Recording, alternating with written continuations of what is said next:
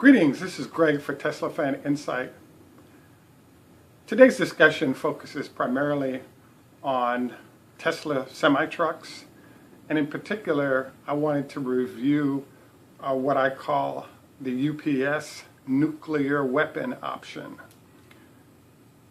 Zdravstvuyte, ni hao ma, guten Tag, wie geht's?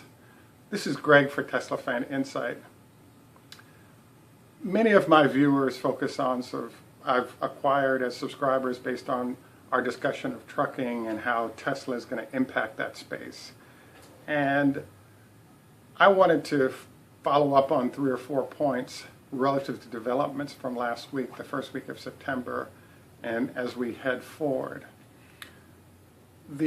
So those focus on, number one, sort of a cleanup of some review items of what happened with Mercedes-Benz and their introduction of the Fuso truck last week in New York.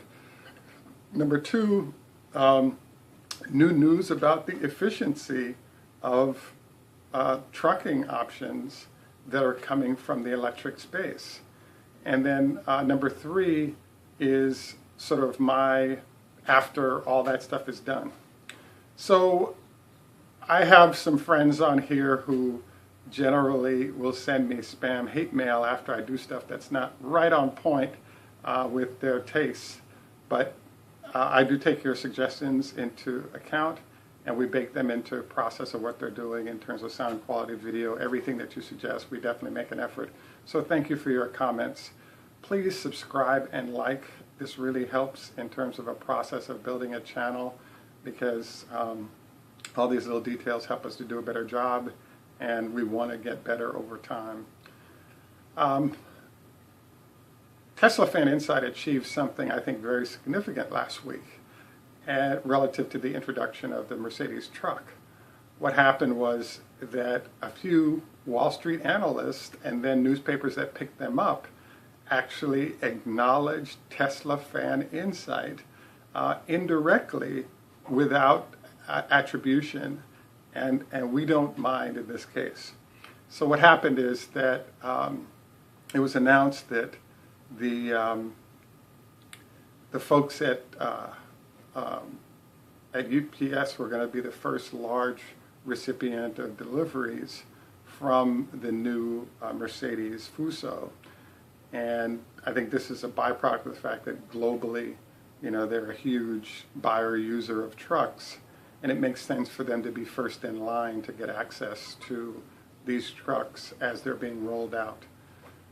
And especially because Mercedes is in relationship with them all over where they operate. So it's a very important customer for Mercedes who they definitely don't want to take off. So I think that makes sense. I thought it was interesting that the analyst in question chose to just cite the number that I gave without making an effort to break down how he got to that number. So I wanted to note that if you look at the info that's come out about the 70% lower costs, the way I came up with that is that I looked at the information that came out relative to Portugal testers and the cost reductions they experienced. And then that was using an 18650 battery. So then the new 2170 battery, I believe, in that application space is probably closer to a 90% reduction of overall costs. So as you guys see these new reports come out, it'll be interesting to see if they choose to pick up that estimate on my part and try to figure out how I came to it, et cetera, but you'll get the privilege of hearing it before it goes sort of viral without attribution again. I was sort of fascinated because if you think about it, the diesel or the combustion engine is 30% efficient. When you use electric to power something, it's actually 90% efficient with only 10% of inefficiency. So the reason why the trucks and all this is such a big deal is that for consumers, the gap between internal combustion engine and electric is kind of no big deal unless you're serious, about the environment, et cetera. But for trucking, every ounce of efficiency represents an increase in profit. So I'm kind of in back of my mind hoping that Tesla considers slowing down its rollout of the Model 3 to let more of these diesel trucks be taken off the road by using the battery packs from the 2170. I don't think it's going to happen right now. They're going to wait a couple of years before they start doing that, but I think it's a huge deal in terms of impact. The announcement that came out last week regarding Fuso delivering 18650 based Tesla batteries in the form factor of a Model 6 truck, I thought was good news. But it brought up a very interesting challenge or question that I thought was interesting. I've been thinking about over the weekend after doing research with the sort of Tesla family of founders. And what came up was, will UPS choose to go for the nuclear option? And what I mean by the nuclear option is that I've decided to sort of put a photo as my sort of thumbnail for this, a photo of the UPS truck juxtaposed against a solution that was put together in Hawaii by Tesla in terms of battery storage. And the reason I've decided to put those two together is that the use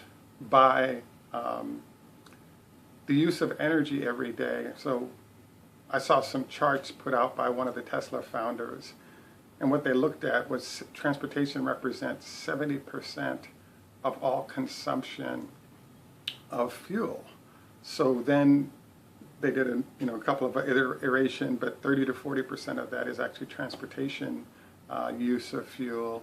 Hence, one of the reasons why they put the company together with the goal being sort of attack that usage of oil. So where I see the nuclear option coming up is that one of the few companies out there that has the daily consumption of fuel so high that they can afford to use their balance sheet to put up 2 or 3 solar farms, much like what they're doing in what Tesla does in Hawaii now, and then feed that solar energy into the grid. And then as they do that, they now have, they're able to zero out the cost of fuel that they pull down from the grid in other locations all over the country, obviously all over the world.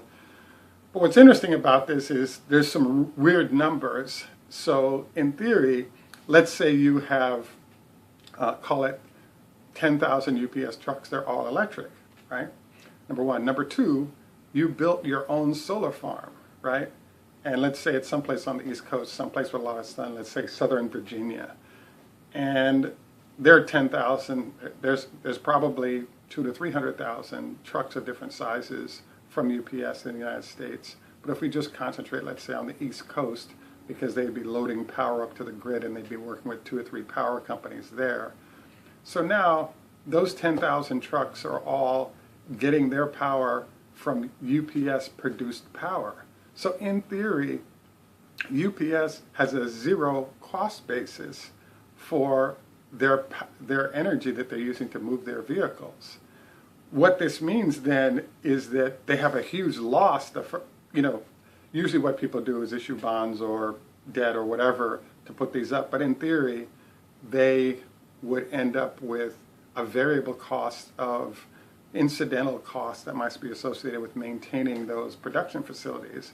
But they just paid $500 million, whatever it is, and the cost of that facility is probably what they use in energy on a monthly or bi-monthly basis. So all of a sudden you could end up with UPS or another player of that side. FedEx has a hard time doing this, but they could if they wanted to. So some of these really big companies could choose to build their own solar farms, get their cost basis of fuel down to zero, and not be impacted by the ups and downs of oil anymore, and simply blow out competitors, etc., with ease. Either they can just choose to make a huge amount of money by charging similar rates, or they could cut their prices in half and destroy competitors, because I'm not positive, but I think the number is that fuel represents about 64% of the costs for these entities. So Another number that was popping in my head that's worth looking at here is that, let's say a tractor trailer costs $124,000, right? And each year a tractor trailer goes 500,000 miles. Well, it turns out if you have $2 fuel, you're spending $1 million a year in fuel when you're paying $125,000 for the tractor every 3 or 4 years, maybe 5 years. So what starts to happen is that the variable costs that you incur with fuel are way higher than the cost of the actual vehicle. So when we transition over to using electric in this case, all of a sudden you have a situation where, let's say you charge just on a cost basis before we even got to what you're charging for those miles, you just went from spending $1 million a year to move that vehicle on its routes based on 500,000 miles. You went from $1 million a year in that range to zero. And now, your variable costs are going to be 5%, 8%, and all of that becomes profit. And we haven't talked about your markup on those miles yet. So it's a huge deal whether or not the big companies choose to go nuclear here. I think it's going to happen. I think the people are smart enough, they're using the great consultants and recognize where things are going. I think it's exciting for the planet in terms of what might happen with this. But in general, I would say that UPS, FedEx, some of the big names that you can think of have the resources and balance sheet to erect their own power production facilities and then begin loading to the web, loading to the smart grid this energy, and I think it's going to be mind-blowing in terms of how it impacts everything. Well, I wanted to thank you for taking time out for our sort of truck update for the week.